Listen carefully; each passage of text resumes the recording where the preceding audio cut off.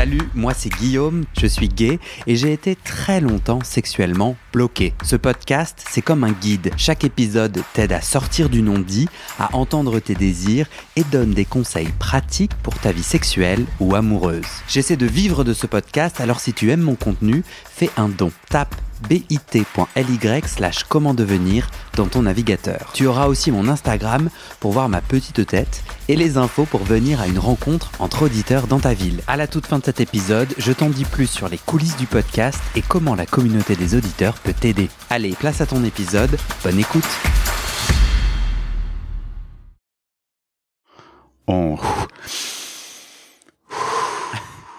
En vrai, t'es stressé ? Tu te sens comment là ? Non, là ça va. De fait, on m'a recommandé je parle un peu vite. Je fais une reconversion de conseiller commercial. Ok. Et on m'a dit, oula Yann, tu parles trop vite, il faut que tu articules et respire avant de parler, ça sera mieux pour toi. Et je pense qu'ils ont raison. Ouais. Donc, faut que j'arrive à... Je suis quelqu'un de speed en temps normal, c'est pour ça que... Mais non, mais sois comme tu es. Ok. Parce qu'en fait, je pense que c'est pas possible d'essayer de se livrer et de s'interdire d'être soi et de modifier, tu vois. Oui, si personne ne comprend rien, moi je te le dirais parce que si l'addiction. Voilà, ouais. Moi si je te peux, si j'entends pas ou si tu le comprends pas. Attends, mais là c'est trop drôle. Enfin trop drôle. Tu sais, j'ai un autre podcast sur la psychanalyse. Oui. T'as entendu ce que tu viens de dire ? Non. L'addiction. Tu parles d'addiction. Non, l'addiction. Bah oui. Ah oui, en deux mots. Mais c'est notre sujet. Oui, c'est vrai, c'est totalement le sujet, c'est le sujet total, oui. C'est notre double sujet, c'est l'addiction et apparemment c'est aussi l'addiction. L'addiction pour parler, ouais. Pourquoi c'était important pour toi de participer ? Tu m'as envoyé un message en disant je suis chaud bouillant. Ouais, en fait, c'est le concours circonstances qui fait que j'étais vraiment à bloc. Je t'ai dit le mot à bloc, je me souviens. Ouais. Mais c'est très agréable, c'est chouette pour moi en tout cas. Parce que avant d'entamer quelque chose d'un peu plus stressant, donc le plateau télé que je vais faire tout à l'heure, là je te vois avant. Donc en fait, ça me permet de faire quelque chose, une récap tranquille, quelque chose qui me plaît. Tu sais que j'étais prêt à payer mon billet d'avion pour te voir, ou du moins de train, de me démerder. Et au final, c'est parfait, quoi, c'est idyllique. Donc, j'étais content de te voir de cette manière-là. Oui, parce que du coup, c'est la télévision. C'est la télé qui paye qu'on se voit, quoi. Ouais. Et toi, c'était quelque chose qui... Pourquoi c'est important pour toi? Alors, par exemple, la télé, elle va faire un grand public qui ne concerne pas forcément les homosexuels, qui vont concerner peut-être des voyeurs, des gens qui veulent voir. Bon, je suis pas sûr ça aidera peut-être pas quelqu'un. Alors qu'avec toi, je sais qu'il y a des gens qui écoutent, sont en recherche ou essaient de trouver des réponses dans leur sexualité. Et mon témoignage vont viser les bonnes personnes. Ça me plaît. Moi, quand j'ai écrit le bouquin, c'est pas pour faire du fric, parce que je suis plus en déficit qu'en bénéfice. Mais avec toi, je peux aider les gens. Le but, c'est que je reçois un jour un message. Grâce à ton bouquin, ça m'a aidé à y voir un peu plus clair et essayer de du moins j'ai envie de m'assortir ou voilà. J'ai eu quelques témoignages comme ça déjà. Ouais, super. Mais tu donnes le titre de ton livre? Ma vie en poudre. Donc des éditions Armat. Non, c'est une filiale d'Harmattan, mais sinon c'est les éditions Les Impliqués. Et alors, il parle de quoi ton livre ? Parce que là, depuis le début, on sous-entend quelque chose, mais... Alors, ça parle de l'addiction au chemsex. Que toi, t'as vécu. Que j'ai vécu. Donc, je suis tombé... j'ai pris de mes 23 à mes 29 ans, j'étais totalement de ma première prise à ma dernière prise, voilà. D'accord. Comment je suis tombé dans l'addiction, comment j'en suis sorti... et qu'est-ce qui ont été les déclics pour m'en sortir, et voilà. Donc c'est vraiment de ça que je voulais communiquer. J'ai un ami qui grâce à mes démarches est sorti de l'addiction, et je me suis dit, si j'ai pu en aider un, je peux peut-être en aider d'autres. Et c'est là où j'ai voulu écrire. Ça a mis 3 ans quand même d'écriture. J'étais très mauvais en orthographe. J'ai des amis qui m'ont corrigé, ils m'ont dit, mon Dieu, mais voilà, c'est vraiment c'était un process, quoi. Ouais, voilà, je suis pas quelqu'un qui écrit facilement en temps normal. Est-ce que tu peux me raconter comment on tombe dans l'addiction autour de ça? Donc déjà, le chemsex, c'est, de ce que j'ai compris, moi j'ai jamais essayé. En fait, j'ai jamais essayé parce que j'ai peur des drogues. J'ai pas essayé parce que j'ai pas envie d'essayer mais en fait, j'ai toujours une angoisse super forte de perdre le contrôle, sauf avec l'alcool. Je comprends. Ou là, du coup, peut-être que je suis plus habitué, ou c'est peut-être plus socialisé, tu vois. En tout cas, moi, j'ai trop peur.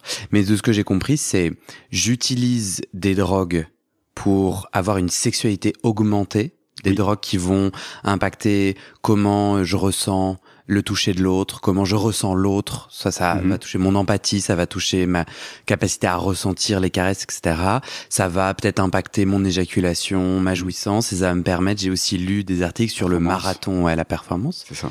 Et le souci, c'est qu'en fait, l'addiction arrive le moment où on ne peut plus faire de sexe sans, et où, à force de prendre beaucoup de drogue, on en a besoin de toujours plus, ou en tout cas on n'arrive plus à faire un sexe sans. Et aussi apparemment les dangers que j'ai cru comprendre, après tu pourras compléter, c'est du coup comme comme tu perds pas mal de ta conscience, tu peux être abusé. Il y a des viols et il y a, c'était quoi l'autre Le consentement peut-être. Je sais qu'il y a beaucoup de personnes avec le problème de consentement. Moi j'aborde pas trop ce sujet-là parce que malheureusement avec la drogue que j'étais toujours consentant, et du coup je trouve que même si j'ai fait des choses mauvaises, si je dis ça, je pense qu'il y a des personnes qui se font vraiment abuser, en fait je crois que je me suis fait abuser, on a abusé de moi mais j'en avais pas conscience. D'ailleurs c'est j'en parlerai peut-être tout à l'heure, mais j'ai une personne qui m'a dit mais en fait on t'a violé en lisant mon bouquin. J'ai dit non, dans quelle page je vois pas. Et il m'a dit si, à ce moment-là. Et c'est vrai que j'étais complètement en G-hole. Donc le G-hole, c'est quand on perd totalement connaissance. G-hole. Comment ça s'écrit? Le G. Oui. Et hole, H-O-L-E. Donc le trou du G. Exactement. Et il y a le K-hole qui existe. J'ai appris ça dernièrement. L'AG, le G, c'est une drogue. Pour le GHB. Donc G-hole pour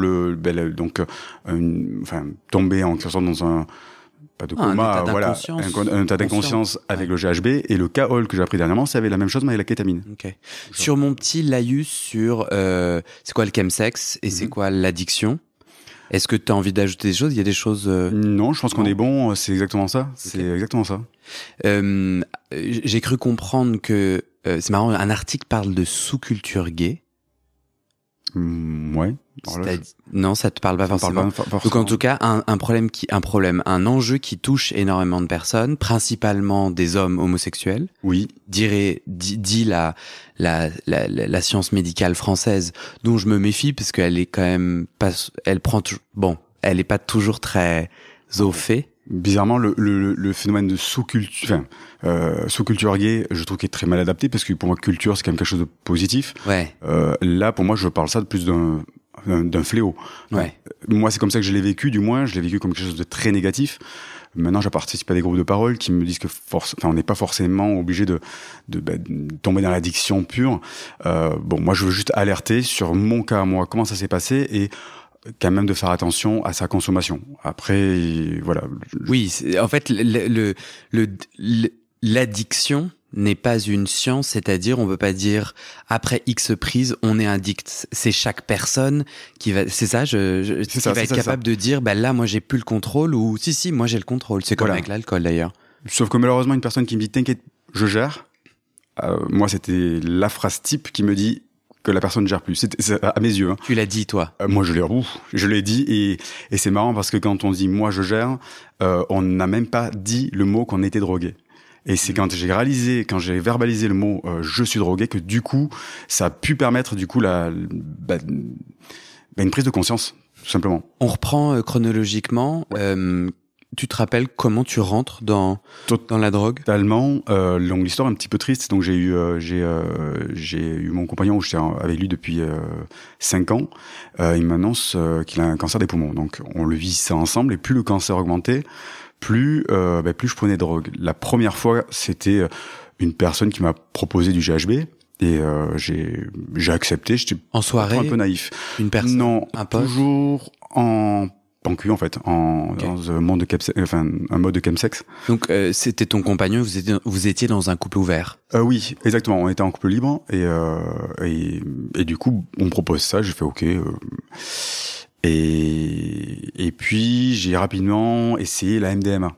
Tu dis ok dans le sens. J'étais très naïf. Ouais. Oui. Parce qu'on tente, on essaye. On essaye. Je crois que c'est souvent assez partagé que les drogues dures c'est dangereux, c'est un peu un truc automatique, non? Après, j'avais 23 ans. Aujourd'hui, j'en ai 35. Ça remonte à un petit moment. Je pense qu'il y a eu ce petit côté, naïf. Le GHB, c'était la drogue du violeur. Là, la personne me dit, si je t'en mets à peine, tu auras des bons effets. T'inquiète pas, tu vas, voilà. C'est pas du viol. De toute façon, j'étais consentant. J'étais avec une personne safe que je connaissais dans un cadre, dans un appartement. Donc, t'avais envie de t'amuser. C'était plutôt positif. On peut essayer. Essayons, quoi.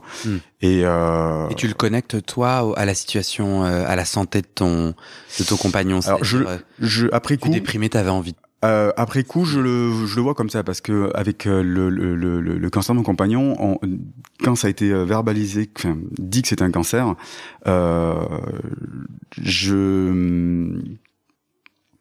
y a eu plus de communication sur ce sujet-là. C'est-à-dire que quand il y avait le doute sur la maladie, on communiquait, on avait un stress commun. Par contre, dès qu'il avait commencé les chimios et d'autres traitements, lui s'isolait. Il avait besoin d'être en fait, quelqu'un qui jardinait, qui avait besoin de se recentrer sur lui-même. Ce que je peux comprendre totalement, c'est logique. Sauf que moi, je me retrouvais seul à ce moment-là. Et moi, je stressais à ce moment-là. Je parlais pas non plus de ça. Et donc, du coup, comme j'étais quand même de nature à faire pas mal de plans cul, j'étais quand même open là-dessus, je savais ce que je vais faire de mieux. J'augmente un peu mes consommations de sexe et je tombe en plus sur le GHB qu'on me propose à ce moment-là. Et en plus, moi je te comprends, j'ai de l'empathie, et parce que je vis ça aussi. Je trouve que le plan cul me déconnecte de mes stress. Le sexe, c'est agréable, quand ça se passe bien. Exactement. Donc tu vas là-dedans. Et puis, c'est ça. Et puis de la première drogue, on t'en propose une autre. C'est toujours cette même personne? Non, c'est une autre. Du coup, tu comprends pourquoi les gens initient d'autres personnes? Bien sûr. Je le sais. J'ai initié énormément de personnes. J'ai honte de le dire, mais en fait, on a pour toi, le produit nous trompe beaucoup. On en prend. Comme je dis, on gère, on pense gérer. C'est toi, juste tu parles en ton nom. Je parle en mon nom, mais je pense quand même que c'est un petit peu général, mais du moins ce sentiment-là est assez général. On passe un bon moment. Si je découvre demain une marque de bière qui est vraiment très très bonne, j'ai envie de te la faire partager. Je me dis, tiens, je te paye un coup. Tu goûtes cette bière, elle est vraiment bonne. C'est un peu pareil. On passe un bon moment avec ce produit-là, on ne voit pas forcément le danger. Je pense que tout le monde est un peu dans la naïveté, parce que tout le monde découvre un peu, tout le monde dans ses découvertes, et du coup on a envie de partager quelque chose qui nous fait du bien. C'est un peu humain, et en plus on baisse un peu des barrières. Moi j'avais pas vraiment conscience que c'était de la drogue. Je sais pas comment dire, mais j'avais vraiment, j'avais une petite naïveté là-dessus. Peut-être lié à l'âge, mais je sais pas. Sans dire, parce que je sais que tu veux pas dire des lieux. Et tout en protégeant ton anonymat, est-ce que, ça se passe où? Ça se passe en France ou pas? Oui, ça se passe en France et j'ai remarqué en Europe. C'est toi? Non, c'est plutôt les grandes villes quand même. Les grandes villes sont. Toi, c'était dans une grande ville. Dans une grande ville, ouais. Ok. Dans une grande ville. T'inities quelqu'un parce que t'es dans la joie de partager une bonne expérience. Exactement. Tu vois pas le problème? Non, je vois pas le mal. Ça me fait du bien. La personne est là, tiens, j'ai envie de partager. En plus, les barrières sont un peu cassées grâce au produit. Et puis, convivialité. Et est-ce que si t'as un rapport sexuel avec quelqu'un qui n'est pas sous drogue, mais toi tu l'es, est-ce que c'est moins sympa pour toi qui est sous drogue? Ce qui est bien avec la drogue, c'est que quand les deux personnes ont pris de produits, on est plus connectés. C'est-à-dire que les barrières des deux individus se tombent, et du coup, il y a une alchimie qui se crée. Qui est propre à la drogue, qui est vraiment bonne. Et donc du coup, s'il y a une personne, je l'ai remarqué, il y a des personnes dans les partous qui ne voulaient pas prendre de produits, on voit bien qu'il y a une barrière qui se fait entre eux et nous, quoi. Ouais, du coup, il y a aussi peut-être dans l'initiation un enjeu pour ton propre plaisir. Si l'autre a aussi les barrières à baisser, Oui, mais j'ai jamais forcé à quelqu'un à en prendre. J'ai toujours proposé. Et comme les gens me font facilement confiance, je pense que j'ai un esprit persuasif assez fort. Je suis quelqu'un même dans le... j'allais dire surtout dans le cul, où je suis assez directif, sans être domi, mais surtout assez directif. Donc, je dis tiens, on fait ça et tout. Les personnes, ils se sentent en confiance. Surtout que ce qui est bien aussi, c'est que j'étais, on m'a initié à la drogue de cette manière-là, et du coup, j'initie les personnes à cette manière-là. C'est-à-dire, je dis voilà, c'est tel produit, c'est telle provenance. Moi, j'ai mon produit, je te le garantis. Ça va te faire tel effet pendant tant de temps. Le lendemain, ça te fera tel effet. Donc en général, qui sont des effets négatifs le lendemain.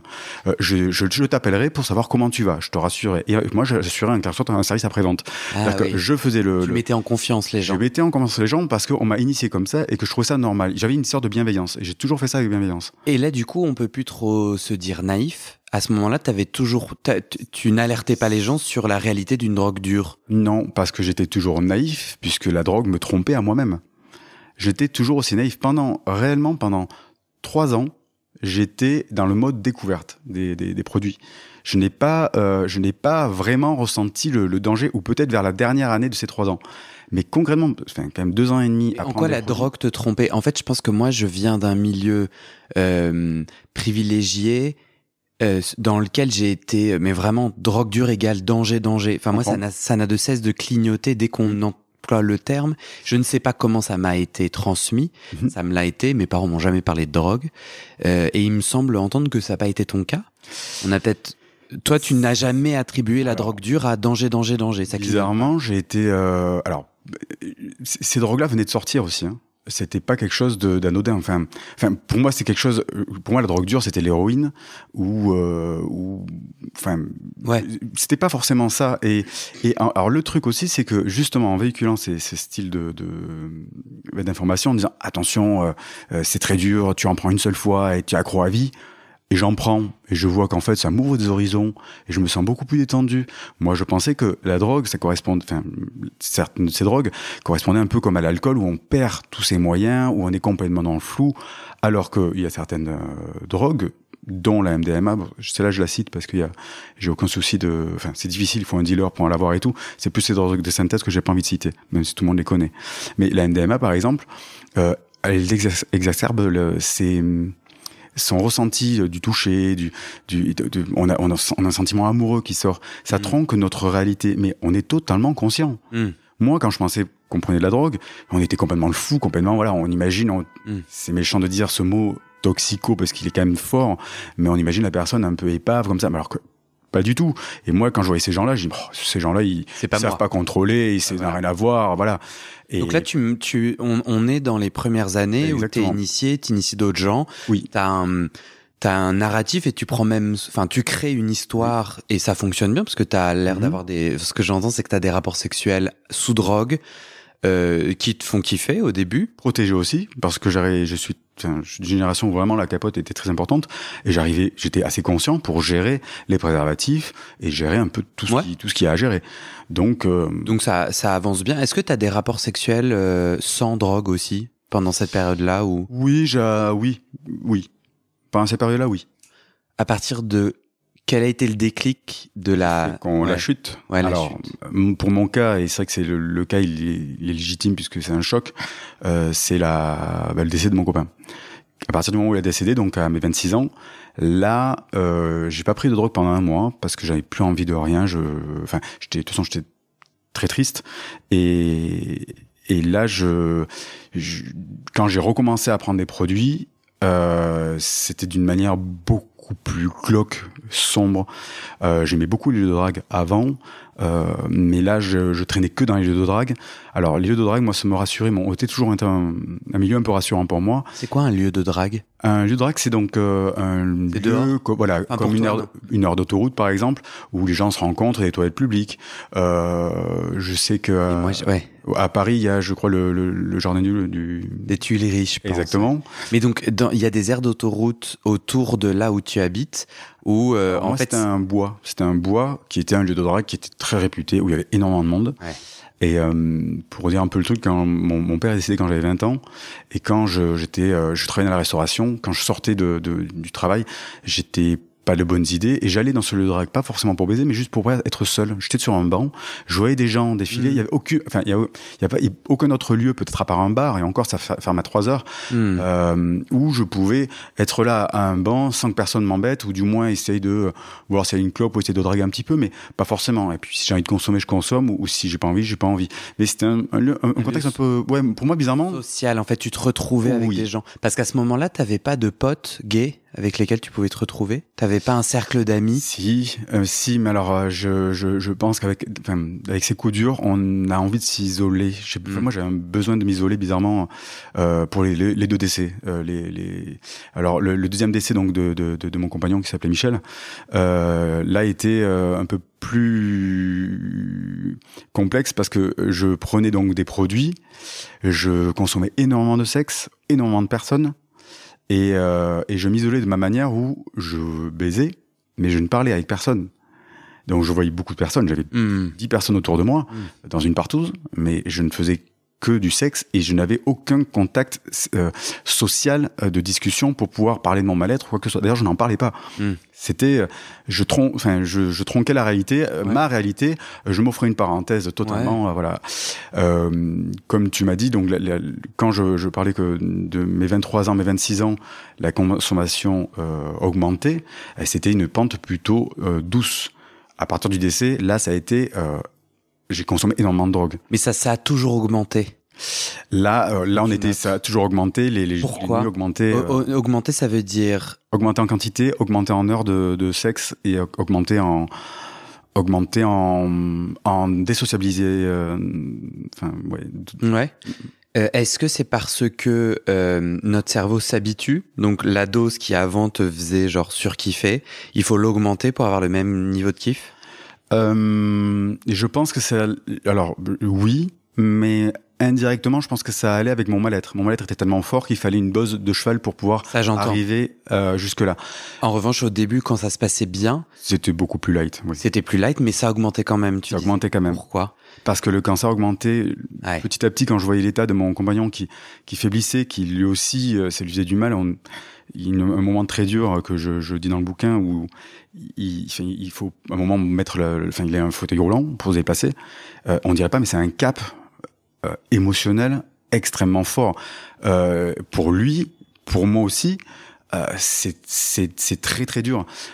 L'image la plus dure que je peux donner, bon, je veux pas tirer la larme aux gens, mais moi je pleurais sous la douche pour pas qu'il m'entende pleurer. C'est quelque chose. Donc quand on arrive dans ces moments-là, j'avais besoin d'extérioriser rapidement mon stress. Je suis quelqu'un qui fait du sport, je cours. Là, je pense que j'aurais dû courir 3 marathons pour pouvoir arriver à cet état de relâchement que en une soirée, avec quelques produits, je pouvais l'atteindre. Il y a une autre forme de déconnexion qu'on n'appelle pas drogue, mais qu'on appelle drogue en anglais, drug, qui est plus acceptée par la société, c'est les antidépresseurs. Ah oui. Est-ce que tu sais pourquoi ton chemin n'a pas rencontré cette forme de déconnexion pour permettre de remonter à la surface? Je le compare souvent. Je dis de toute façon, j'avais pas eu le choix. C'est soit la drogue, soit on m'aurait mis carrément dans une maison de repos avec déconnecté avec des antidépresseurs, je pense. Et pourquoi c'est pas ça qui s'est...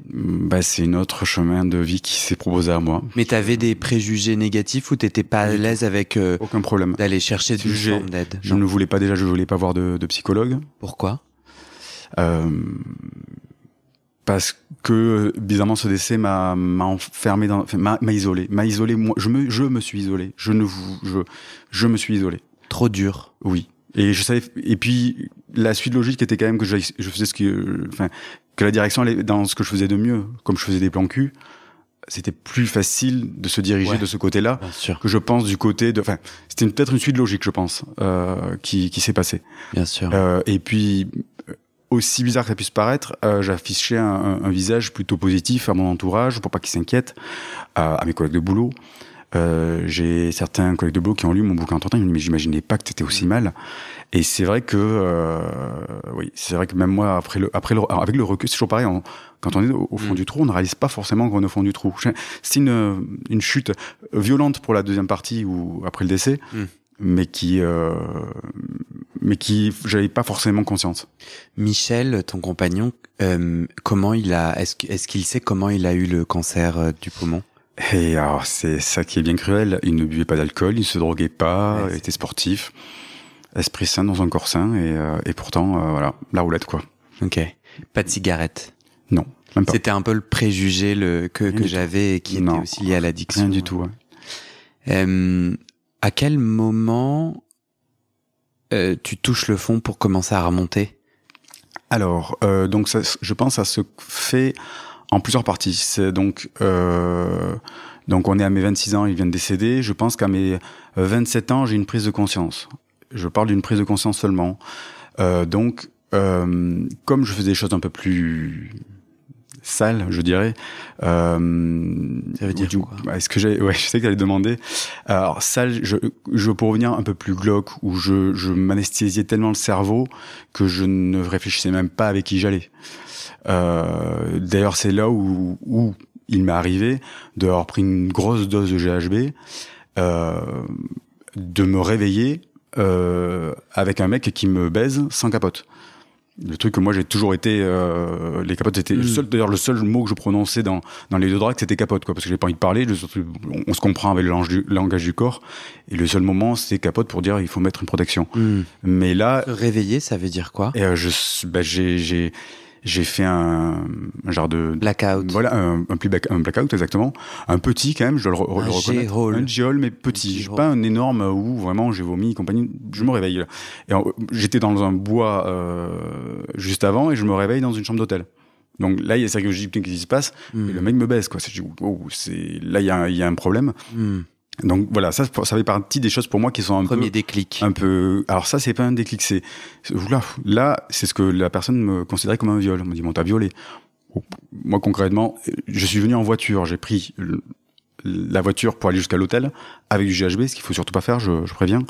Et quand si j'étais consentant quand même pour le suivre dans la chambre d'hôtel, sauf que j'ai aucun souvenir du trajet. C'est quand je suis descendu de l'hôtel que j'ai vu ma voiture en bas de l'hôtel que j'ai dit c'est bizarre. Mais là non, pour moi tout ça c'était normal. Tout ça, cette déchéance était vraiment normal. Le premier déclic a été que du coup j'ai dû prendre un traitement de 48 heures, un TPE, pendant un mois. Suite à ça, pour pas être infecté par le HIV. Suite à ça, je vais au sauna. Une personne me propose, je propose des produits à une personne, et le mec il me dit je te baisse en capote, et moi je dis oui, le truc que je n'ai jamais fait, je sais même pas pourquoi j'ai dit oui, et il me rebaisse en capote. Du coup, je retourne à l'hôpital pour prendre un traitement de 48 heures. Le docteur ouvre le dossier, il me dit non mais là je vois que vous en terminez un, je vous explique même pas le protocole. Vous savez, monsieur, c'est pas des bonbons, hein, faut vous calmer. Et c'est là la première étape, c'est là où je verbalise. Je pleure, je chiale et je dis je suis drogué. Je suis drogué parce qu'il fallait que je donne une explication pourquoi j'enchaîne deux TPE à la suite. Et je pleure parce que je réalise mon état. Et là je comprends que je suis drogué. Tout avant, à chaque fois je disais je gère. Et là, j'ai compris que c'est depuis longtemps que je gérais plus. Et je leur ai dit, ça, c'est une première étape. De plus, pour agrémenter un peu l'histoire, je sors de là et je suis très bouleversé. Vous imaginez qu'est-ce que je vais faire? Je prends un peu de G et je repars au lieu de drague. Et là, j'enchaîne les mecs, je fais des choses qui vraiment ne sont pas ma sexualité, je fais n'importe quoi. Je rentre chez moi, j'avais un pneu crevé, donc la totale, hein, j'ai eu la totale. Je perds mes clés aussi, ou du moins je sais ce que c'était, mais j'ai frappé parce que ma mère était chez moi actuellement, et c'est ma mère qui m'a ouvert, quoi. Donc couvert de boue, un état complètement drogué, donc les joues creuses, enfin les lèvres violettes par le poppers, enfin. Un visage de Picasso, quoi. Clairement, c'était pas possible. Et là, la voyant, le regard de ma mère sur moi, là, j'ai compris que là, je foirais. Alors, c'est un déclic. J'ai verbalisé que j'étais drogué. Je vois ma mère qui me regarde dans un état comme ça. Là, le déclic, on peut pas faire autrement. Je l'ai. Mais est-ce que j'ai envie de me sauver? Pas forcément. Oui, parce qu'en fait, ce que tu mets si je t'entends bien, tu mets en évidence que ton système qui t'a sauvé jusqu'à présent, qui t'a permis de débrancher le cerveau qui tournait trop, qui t'a permis peut-être de aller trop loin, toute cette situation très difficile et la mort. Oui. Et là, en fait, ce système-là, il fonctionne plus pour te protéger. Voilà. Quoi. Là, ça allait trop loin et je réalise maintenant que ça allait trop loin. Mais je sais pas si j'ai envie d'en parler, mais c'est peut-être un peu tôt pour toi. Je vais te partager une opinion. En fait, si je te dis que tu me proposes de faire quelque chose, si je te dis que je t'ai donné mon consentement en venant, mais que je ne me souviens pas, et que je suis pas d'accord avec ce qu'on a fait, Mhm. je t'ai en fait pas donné mon consentement. Même si certains gestes, il y a des oui qui sont des non. C'est pour ça qu'actuellement, moi, je vais être franc, je me mouille pas trop dans ce sujet-là. Non, mais oui, pardon. Parce que j'estime que moi, du moment où je prenais des produits, et je parle bien pour mon cas, mais vas-y. du moment où je prenais des produits, tout ce qui allait arriver derrière, je l'assume. Parce que déjà j'ai une relation avec la drogue où j'ai toujours eu de la culpabilité. Donc même le lendemain j'étais énormément de culpabilité. Même pendant les années. J'assume ce que j'ai fait. Pour te donner un exemple, en fin de soirée, il y a un mec qui est toujours disponible, il était très âgé, pas très beau, une bonne bite, je reconnais, et donc je le faisais venir, et je suce en fin de soirée complètement défait. Et un jour, donc je le suce, et puis il remonte sa braguette et il me dit, toi, tu finiras mal. Je trouvais ça très cruel de me dire ça après s'être vidé les couilles. C'est trop facile. Moi, j'aurais fait l'inverse. J'aurais dit, attention, je trouve que t'es sur une mauvaise pente. Je pense que le plan cul, on va mettre ça de côté pour l'instant. Mine de rien, ça a été un déclic aussi, mais je trouve que, donc là, pour l'histoire du consentement, tu vois, c'est très discutable. Mais moi, pour mon cas, je trouve que j'ai toujours assumé ce que j'ai fait parce que, et puis il faut dire aussi qu'à l'inverse, je gérais mes propres produits. C'est moi qui prenais les produits. De moi-même, je les achetais, je les gérais. Ouais. C'est limite moi qui en donnais aux autres. Et les personnes, si jamais plaint, parce que je faisais aussi le service après-vente et j'expliquais énormément de choses. Si je devais faire quelque chose avec toi et que je te donnerais des produits, je t'expliquerais tous les aboutissants, voir nos pratiques. Enfin, j'imagine que nos pratiques ne changeront pas trop ou iront un peu plus loin, mais elles déborderont pas. Je suis quand même quelqu'un de très bienveillant, donc je pense pas que tu pourrais. Enfin, j'aurais dû. D'ailleurs, ça s'est jamais arrivé. Je pense personne est venu me reprocher, me dire, écoute, là, ça allait trop loin, je regrette. Moi, je suis pas d'accord avec toi. Mon opinion, c'est que le consentement, c'est quelque chose de vivant. Qui est à la charge des deux parties. Oui. Donc en fait, déjà ça se reprend. Ça, donc c'est pas parce que je suis venu en voiture et en effet mon corps a l'air de te dire oui, mais en fait tout le temps je peux te dire non. Et c'est ta responsabilité, enfin toi partenaire, de l'entendre. Et deuxièmement, quand je suis dans un état de conscience suffisamment modifié pour qu'en fait je sois plus là. Non, en fait, du coup, moi, je suis responsable, quand j'ai un rapport sexuel, de m'assurer que la personne, elle est au courant de ce qui se passe, quoi. Et alors, je te rappelle que j'étais moi aussi complètement défoncé.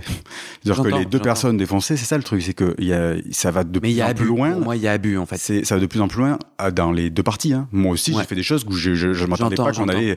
J'entends que c'est beaucoup ta culpabilité qui parle, et moi, je pense que et du coup, j'invalide pas ton expérience. Toi, tu navigues la chose. Je donne mon opinion personnelle, qui est on est tous responsables les uns des autres. Oui. Et du coup, chacun en fait navigue sa culpabilité, ce que j'aurais dû, pu, etc. à faire. Mais en revanche, pour moi, le consentement, c'est très simple et très clair. C'est à partir du moment où quelqu'un me dit, bien que mes agissements semblent dire oui, je ne me souviens plus et je ne suis pas d'accord avec ce qui s'est passé. Il n'y avait pas consentement et il y a abus. Après, peut-être que moi, tu me racontes ça, peut-être, attends, je finis, tu me racontes ça, peut-être que moi, je suis un peu paniqué parce que je dis, mais moi, j'ai pas du tout compris ça. Et peut-être qu'on est tous les deux dans le remords et on se dit, putain, on a perdu pied et tout. Et j'étais peut-être pas pour autant violé parce que sur le moment, j'étais pas dans un état où j'ai su voir, etc. Donc, il n'y a pas un enjeu de qui est coupable de quoi que ce soit. Mais pour moi, en fait, le consentement, il est très simple à lire. Et après, du coup, on doit juste faire face au fait que on a eu un rapport où toi, en fait, t'étais pas consentant et moi, je m'en suis pas rendu compte. Et après, ça crée une conversation. C'est pas forcément genre toi ou moi, on est une mauvaise personne, quoi. Après, pour mon... Et tu disais, ça se discute. Je comprends vraiment ce que tu veux dire. Ça vient me chercher, ouais. Je comprends ce que tu veux dire. Mais comme... En fait, moi, j'ai pas cette culpabilité de là parce que j'ai toujours été très bienveillant en expliquant avant les effets. Je te parle de toi en tant que de cette expérience-là dont tu me parlais, où tu dis on peut pas dire viol, on peut pas dire abus parce que j'ai pris ma voiture, alors même qu'après tu dis je me là souviens pour le coup plus. je suis d'accord avec toi parce que quand une personne, alors là je suis d'accord totalement avec toi, quand une personne commence à faire un viol, le jeu s'arrête. C'est logique. Comment je peux le savoir que la personne ça se voit, elle dort. Et elle ronfle fort en général même. D'accord. Parce que j'ai géré beaucoup de personnes. Toi, au moment où tu dis je me réveille et il me pénètre sans capote, là, Oui.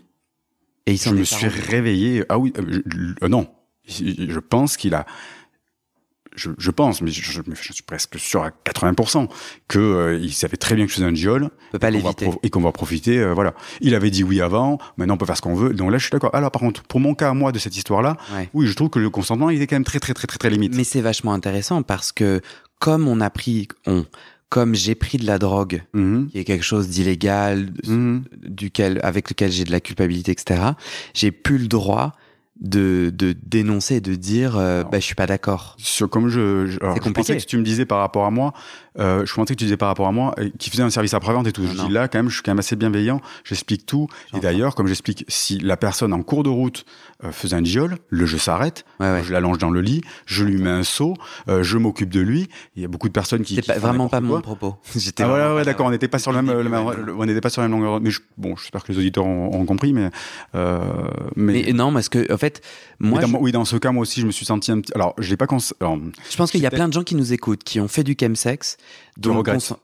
dont le consentement n'a pas été respecté et où, voilà, il s'est passé quelque chose. Mais étant donné qu'ils ont pris de la drogue, qu'ils étaient dans un état de conscience modifié, ils ne s'autorisent pas à dire, en fait, c'est pas ok. Et comme j'étais sous drogue, je l'ai bien cherché, mais bon, ce que t'as dit, quoi. Et c'est Alors, sur ça que je réagis. Ça où c'est le plus fort, comme j'explique, c'est que même le lendemain, j'avais même pas conscience qu'on m'avait violé. J'ai pris conscience de ça quand une personne a lu mon livre. Et que même quand je l'ai écrit, j'ai même pas vu cette histoire-là. Maintenant, après coup, je vois que franchement, c'est limite. Attention, après quand je me suis réveillé, C'est limite. c'est limite parce que je lui avais dit Mais donc c'est la pas suite, limite, en fait. la suite de l'histoire. Attends, je pense que ça peut régler voilà, c'est que je me réveille, je dis mais tu fais quoi là? Et il me dit je te baise. Je dis, t'as mis une capote? Non. Je me dis c'est vraiment dégueulasse ce que t'as fait. Voilà ce que j'ai dit. J'ai pris mes affaires et je suis parti. Et c'est là où j'ai vu ma voiture en bas. J'ai dit putain mais comment je suis arrivé là quoi? Mais j'ai quand même dit que c'était dégueulasse ce qu'il avait fait. Après j'en ai pas fait toute une histoire parce que j'ai pas la force, parce que j'étais complètement défoncé, parce que j'étais comme oui tu as raison. Quand on se drogue, on se dit voilà on doit tout assumer, on doit assumer toutes les conséquences. Ouais, c'est ça aussi. Alors je pense que j'étais tellement anesthésié que j'ai pas eu toutes ces questions là qui sont tombées, mais en fait la responsabilité du consentement mais on est d'accord n'est sur pas ça. n'est Dans mon cas, moi, n'a pas été respecté du tout. Je suis d'accord. C'est ça. Oui.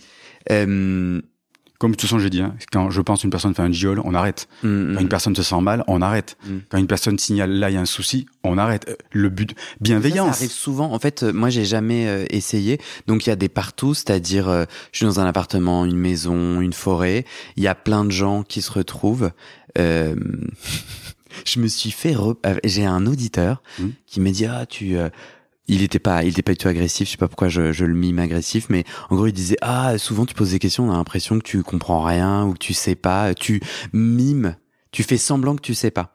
Donc du coup je me permets de clarifier. Parfois je pose des questions alors que moi j'ai mon opinion, mais du coup mon boulot c'est plutôt de t'entendre toi. Donc mes questions ne veulent pas dire je sais ou je sais pas. En tout cas moi je sais ma version, mais c'est la tienne qui m'intéresse. Et là, dans ce cas-là, je sais vraiment pas. J'ai jamais fait de partouze. Moi, ça me fait peur.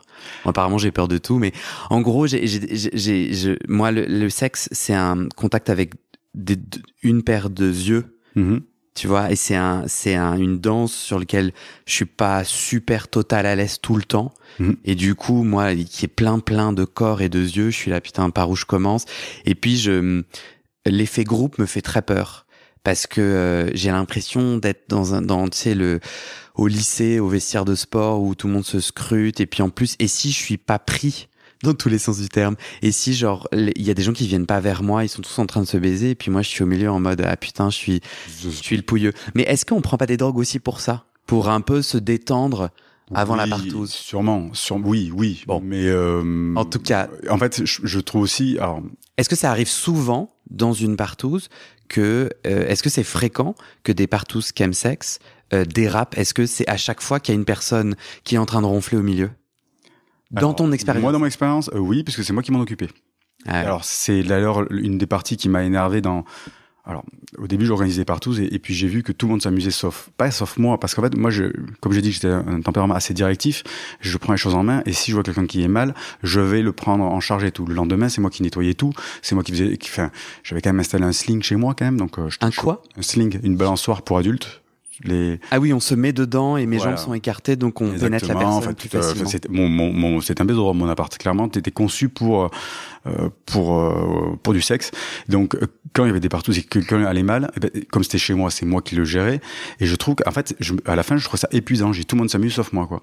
Mais du coup, toi, dans ton expérience, presque à chaque fois, en tout cas, ça arrivait souvent. Ouais, c'est ça. Donc les gens sont à peu près tous capables, dans le chemsex, de repérer quelqu'un qui n'est plus là. Bien sûr. Okay. Non, mais moi, c'est évident. Ouais. Non, mais un duel, ça se voit. Enfin, donc en fait, le consentement, c'est pas très compliqué, quoi. Mais oui. Si quelqu'un ronfle, on arrête. Ah oui, non, mais bien sûr. Même avant qu'il ronfle, on le voit bien. Non, mais là, je suis d'accord.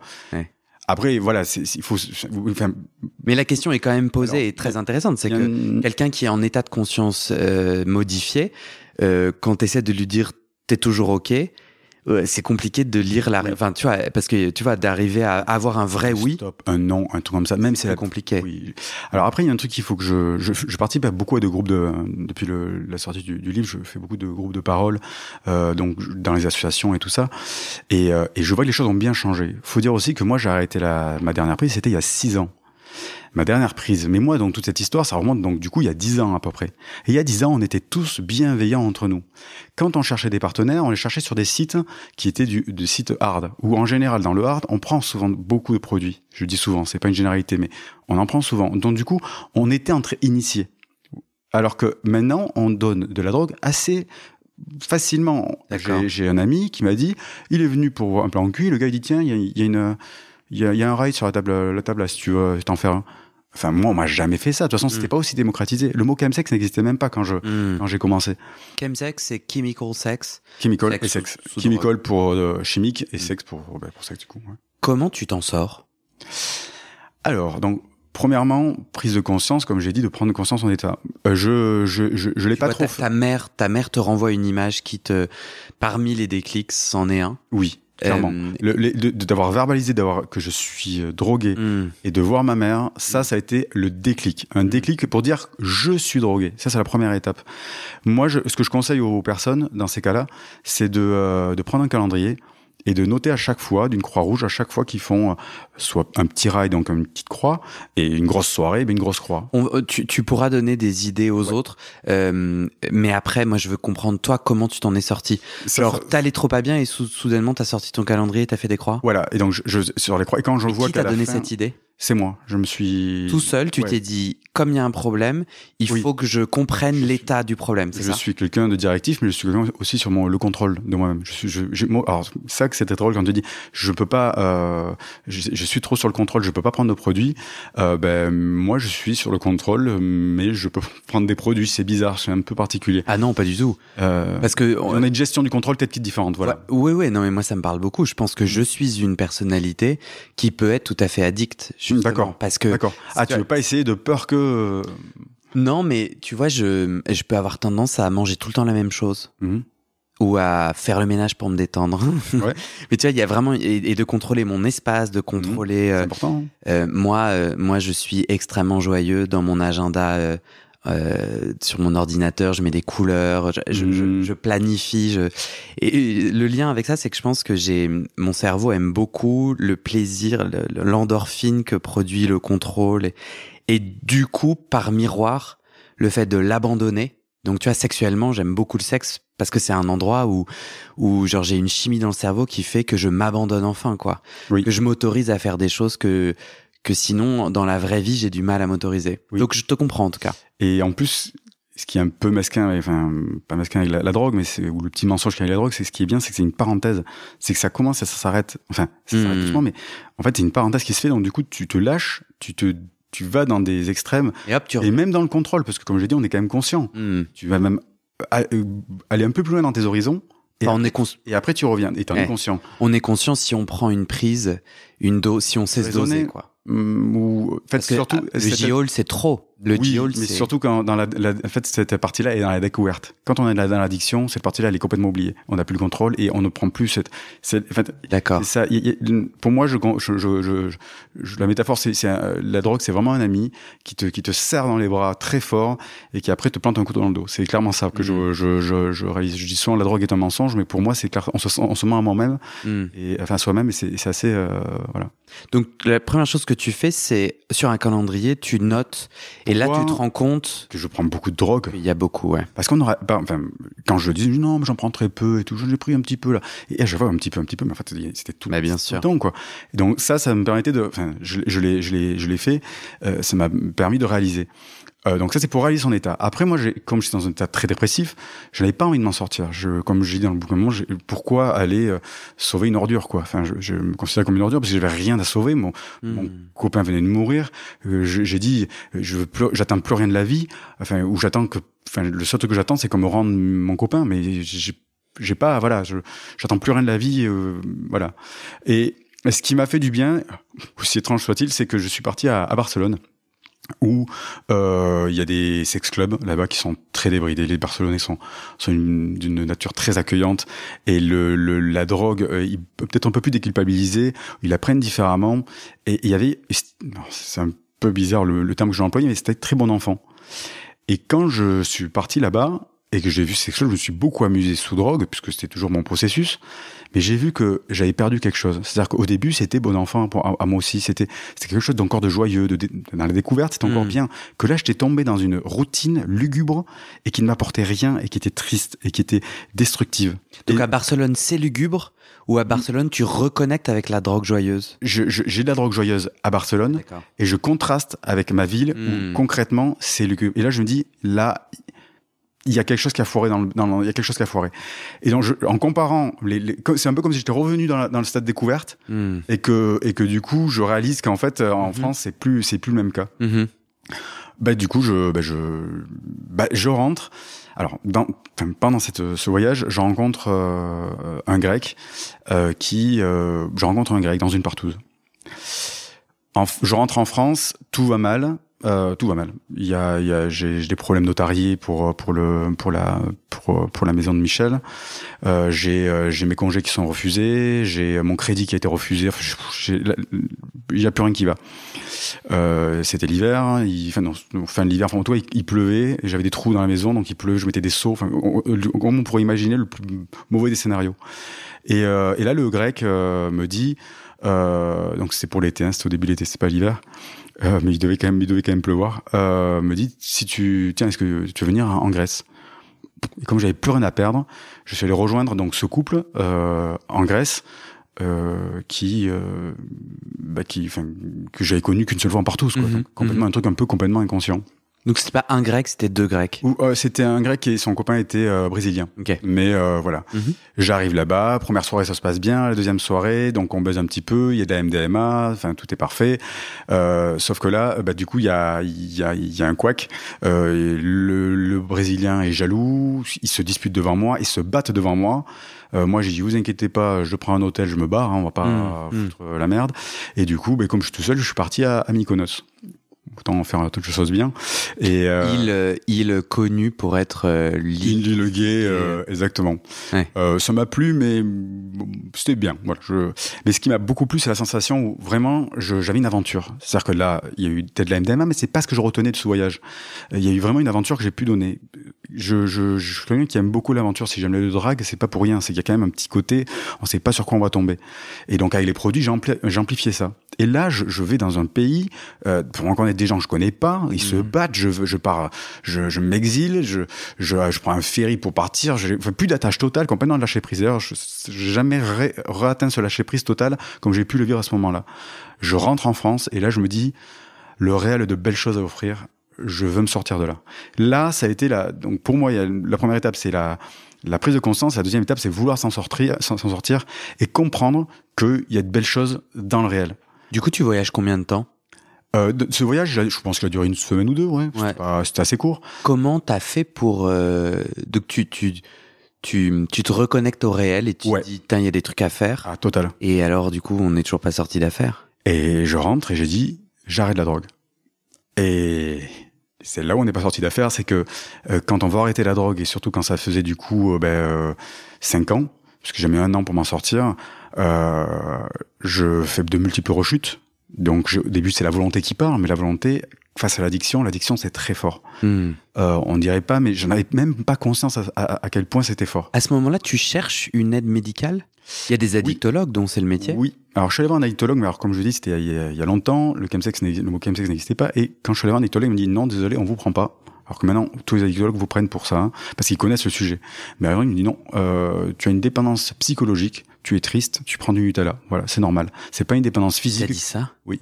C'est pas une dépendance physique comme tu pourrais avoir avec de l'héroïne ou le tabac. Alors, je dis donc, il me dit, t'es pas assez drogué. Je dis, non, mais c'est que ça, moi je continue. En fait, il regardait ton calendrier et il regardait les drogues de synthèse. À mes dires, je lui disais, ouais. Et il disait que c'était pas assez. Bah, il m'a dit oui, c'était clairement pas. J'étais pas assez drogué à ses yeux. C'est ça dont je parlais. Et surtout, c'était pas. En fait, pour lui, ces drogues, il ne les connaissait pas, je pense. Surtout qu'à ce moment-là, la MDMA, j'en trouvais plus. Hein. Donc, j'étais passé aux drogues de synthèse qu'on connaît. Et il les connaissait pas. Et pour lui, il a dit bon, ça va pas être si grave. Je sais pas qu'est-ce qui s'est passé dans sa tête, mais en tout cas, il m'a orienté vers un psychologue et un sexologue parce qu'il a compris que le sexe et la drogue étaient très liés. Ouais. En début de notre entretien, j'ai dit ma méfiance quant à la médecine française. C'est exactement ça que j'essayais de dire, c'est que la médecine française, c'est normal. Enfin, c'est des professionnels qui ont toujours un train de retard parce que il faut comprendre qu'il y a un problème, faire des études et après se former pour comprendre quel est le problème. Exactement. Là, il y avait un gros problème. Mais du coup, il y a plusieurs années, où les patientes qui viennent, on leur dit, on comprend pas. Exactement. L'autre truc, c'est quand même pas mal d'essayer de consulter peut-être 3 professionnels. T'as fait qu'un addictologue ? Non, là j'ai vu un addictologue qui m'a conseillé un psychologue et un sexologue. Donc du coup, je suis allé voir un psychologue que j'étais allé voir après le décès de mon père. Donc il me connaissait un petit peu mon profil et en une séance, il me prescrit du baclofène. C'est un médicament qui est un décontractant musculaire à la base, mais qu'on donne. Alors, il n'est pas fait pour ça, mais on le donne aux alcooliques. La petite blague, c'est qu'il me donne les cachets et il me dit, avec un beau clin d'œil, faut pas le prendre avec l'alcool. Hein. Avec un autre clin d'œil, je dis non mais qu'est-ce qu'il veut ? Et moi, alors, j'étais un peu déçu parce que je venais pour arrêter la drogue et il m'en donne une nouvelle. Alors, je lui en ai voulu à ce moment-là, mais après coup, je trouve que c'était très intéressant parce que ça a été un palier pour moi. Ça a été une marche pour pouvoir sortir de l'addiction ou la dépendance. Du coup, ce médicament t'a aidé ? Ça m'a aidé. Donc, du coup, qu'est-ce que je fais ? J'appelle mon ami avec qui je faisais toutes les sorties. Je vais au lieu de drague. Je prends Jungle Master. Je sais pas si vous voyez l'alcool. Non. Alors, je prononce sûrement très mal. C'est peut-être pour ça que tu le comprends. Mais c'est un élan sur le. C'est quand je vais dans les pays étrangers, je fais les langues. Mais on ne se connaît pas, Yann, mais moi je suis un grand-père, je sors pas. C'est une drogue que les jeunes prennent parce que c'est un alcool de plante et il est très fort. C'est une liqueur. C'est une liqueur de plante. Donc, du coup, ça envoie. Donc moi, gorgé de ce produit, de cet alcool, les médicaments qui suivent, et c'est vrai que je reconnais, c'était des effets un peu comme le GHB. Donc ça a été un bon palier. Sauf que ça a ses limites. Au lieu de faire toute la nuit, parce que j'ai passé jusqu'au lever du soleil, là, au bout d'un moment, le médicament a ses limites et ça s'estompe et je suis obligé de rentrer. Donc du coup, c'est bien. Dans un premier temps, je diminue mon temps de sexe. Juste, du coup, je prends des drogues et je fais du sexe pour fuir une situation qui m'est difficile. Sur ce podcast, il y a un autre épisode sur le chemsex, vers le début, et je trouve ça intéressant parce que la personne a un autre parcours et a pas forcément fait pas face aux mêmes défis, mais dans tous les cas, on se retrouve tous et toutes des liens. Enfin, tu vois, dans cette idée de je veux me débrancher le cerveau. En tout cas, moi, je sais pas pourquoi j'ai dit tous et toutes. Moi, Guillaume, je me retrouve dans ce besoin parfois d'arrêter le petit vélo dans la tête ou de pas arriver à faire face à des trucs qui m'arrivent, quoi. Et on débranche. J'ai juste du mal à comprendre pourquoi j'ai envie de débrancher pendant 48 heures. C'est pour ça que je suis content d'avoir. Parce qu'en fait, mes rapports sexuels, genre au bout de 4 heures, je sais pas, j'ai éjaculé. Non, t'éjacules pas du tout. Non, alors, moi, je faisais des cocktails, c'est-à-dire que je prenais donc le GHB pour oublier, puisque c'était un peu le but. La MDMA, donc à l'époque, pour prendre un peu de. Alors, je mélangeais pas. Alors, on va le refaire. Donc, le GHB, je prenais donc les drogues de synthèse pour me stimuler, et comme avec tout ça, je bandais pas, je prenais du Viagra. Je prenais juste des cocktails en fait. Ok. Je faisais vraiment des cocktails avec du poppers bien sûr. Mais pourquoi, si tu me mets dans la peau d'une personne addicte ou d'un chemsexeur, enfin toi quoi, pourquoi j'ai envie d'y passer 48 heures? Ça saoule, non? Non, c'est... Genre j'ai plutôt envie de me déconnecter tous les jours plutôt que... C'est pas toi qui choisis. Hein. Ah. C'est la drogue qui choisit à ce moment-là. Là, tu es focus. Tu veux du cul. C'est l'objectif. C'est ça, t'as que ça dans la tête. Ah. Et c'est tellement... que t'arrives pas à arrêter. Tellement que, genre, j'ai pas trop connu ce phénomène, mais je l'ai vu un petit peu. Il y a des gens dans les partouzes, ils sont tous ensemble, mais ils cherchent de nouvelles personnes. Parce que le but, c'est que t'en veux plus. Tu veux plus de personnes. Ça, on me l'a déjà dit, ouais. Mais oui, c'est impressionnant. T'es en partouze et les gens sont sur leur téléphone. Voilà, exactement. Et ils sont à fond à chercher. Alors moi, je l'ai vu, mais j'ai très peu vécu ça, puisque je pense qu'il y a un petit décalage entre ce que j'ai vécu et ce qui est la réalité maintenant. Je crois que c'est vraiment typique de ces drogues de synthèse. Mais moi, c'était vers la fin, ces drogues de synthèse. Et le phénomène n'y était pas. Moi, je reconnais, et puis je reconnais, je suis un peu poli, j'ose pas chercher un plan cul alors que j'ai un plan cul à côté. Je veux dire, si ton cocktail de drogue t'a amené ailleurs... non, pas ça. Alors, jeter un cessalo pour lancer le grinder, le mettre... parce qu'il se met pas en mode veille, en plus le grinder, c'est pour ça que ça suce beaucoup de la batterie. Je mettais en mode veille, je faisais le plan cul et je sortais du plan cul et hop là, il y avait déjà des messages et j'avais plus qu'à enchaîner. Je comprends mieux maintenant pourquoi en tout cas à Paris, il y a de plus en plus de personnes qui organisent des partouzes sans aucune drogue, qui le mentionnent. Tant mieux, c'est très bien, très bonne initiative. J'adore. Ok, du coup, toi, tu as ce premier palier, enfin, un de ces paliers qui est ce médicament qui t'aide. Et la troisième étape qui a été vraiment bénéfique, c'est toujours pareil, c'est jouer avec le temps aussi. C'est multiples rechutes entre temps et compagnie. Ça a été un sexologue que j'ai vu qui me dit, en une séance, il me dit, monsieur, vous consommez trop facilement le sexe. Ok. Il me dit donc, diminuez vos pratiques, ou ne faites plus de pratiques, et vous allez être frustré. Cette frustration va te créer du désir. Pour le coup, il a pas tort. Quand on n'a pas fait quelque chose depuis bien longtemps, on a envie. Et ce désir, du coup, vous aurez plus besoin de produits. Oui, c'est évident.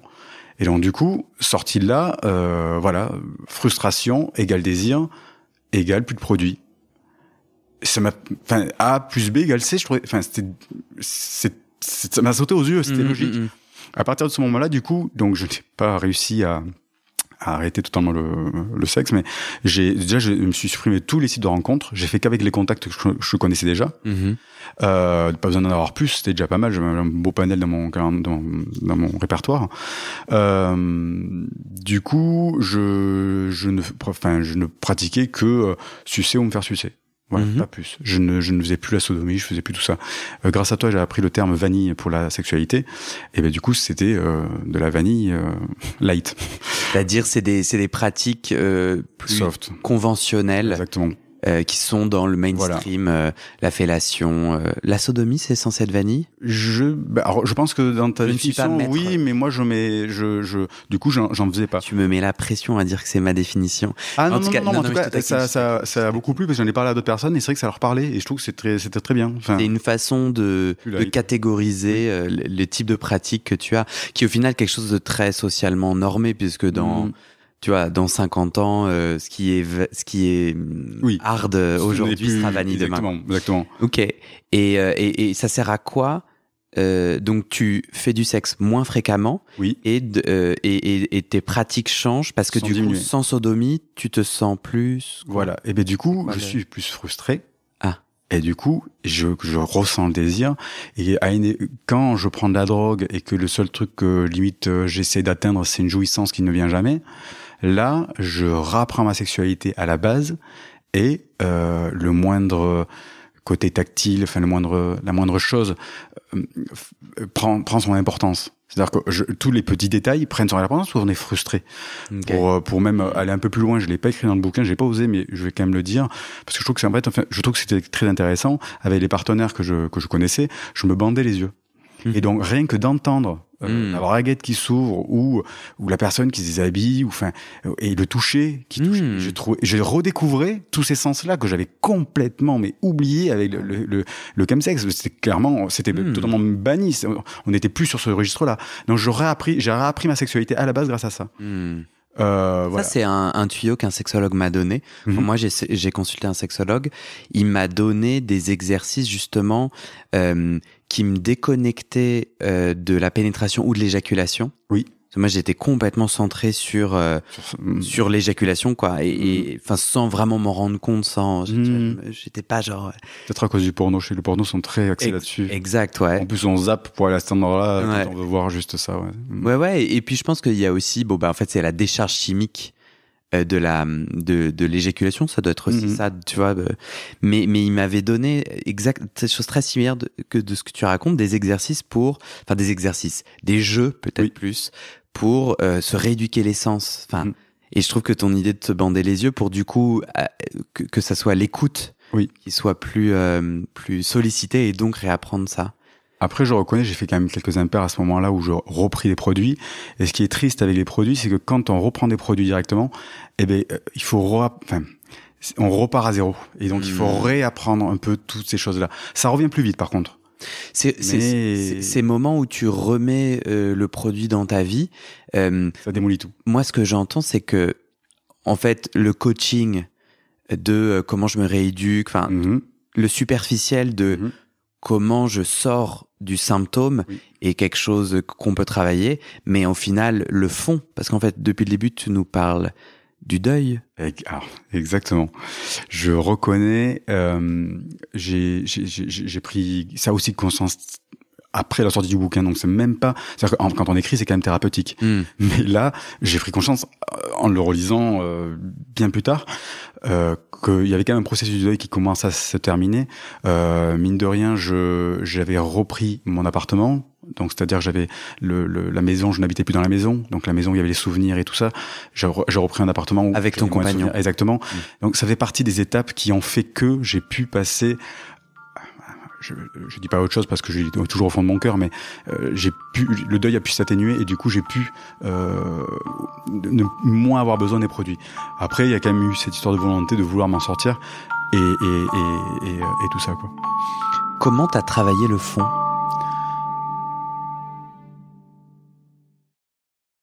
Et c'est la fin de cet épisode. Et maintenant, je te donne les dernières infos sur les coulisses du podcast et comment la communauté des auditeurs peut t'aider. Sur le site du podcast, tu trouveras notre annuaire collaboratif des soignants-soignantes gays ou queer-friendly. On se partage entre nous nos contacts des soignants avec lesquels on se sent safe, médecins généralistes, proctologues, psy, sexothérapeutes, etc., francophones et partout dans le monde. Mais d'abord, on doit parler sous. Ce podcast, c'est mon boulot à temps plus que plein et j'ai pris 2 décisions. Première décision, je ne veux pas rendre le podcast payant. Je veux qu'il reste accessible. Deuxième décision, je ne veux pas non plus de sponsors commerciaux.